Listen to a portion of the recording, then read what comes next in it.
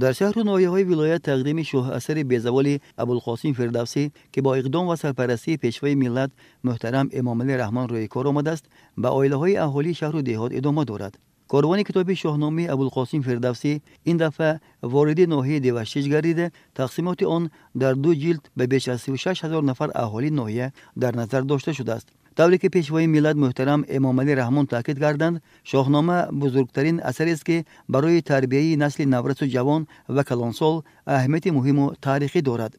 دسترسی هر خاندان گردیدن شاهنامه ابوالقاسم فردوسی برای ساکنان ناحیه دیوشیج دلیل سیاست فرهنگ پرورانه و انسان دوستانه سرور دولت محترم امام علی رحمان محسوب یافته، در تربیت و تندرستی، خودآگاهی و خودشناسی، رسیدن به قدر وطن، ارزش‌گذاری به قهرمانی‌های فرزندان ملت نقش مهم دارد.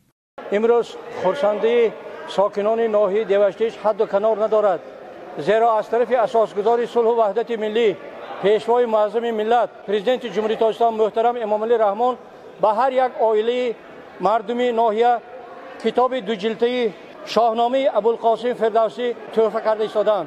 باید تذکر داد که این اقدام پیشوای ملت به استقبال 35مین سالگرد استقلال دولتی جمهوری تاجیکستان روی کار آمده، تحفه ارزنده به عائله هر یک ساکن مملکت است. ما امروز شاد از آن هستیم که تحفه پرزیدنت جمهوری تاجیکستان، اساسگذار صلح و وحدت ملی، پیشوای ملت محترم امام علی رحمان دسترسی هر یک خاندان ناحیه دیوشیج گردید. شاهنامه بیزوال ابوالقاسم فردوسی نشانه دارای تاریخ و فرهنگ قدیمه بودن خلق تاجیک می باشد.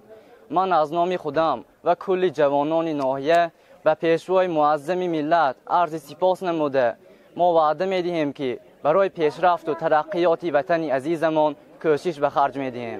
یادآور میشیم که شاهنامه بیزوال ابوالقاسم فردوسی در حجم 2 جلد با تعداد بیش از 1,50,000 نسخه به هر یک عائله ساکنان ولایت دسترس کرده می شود.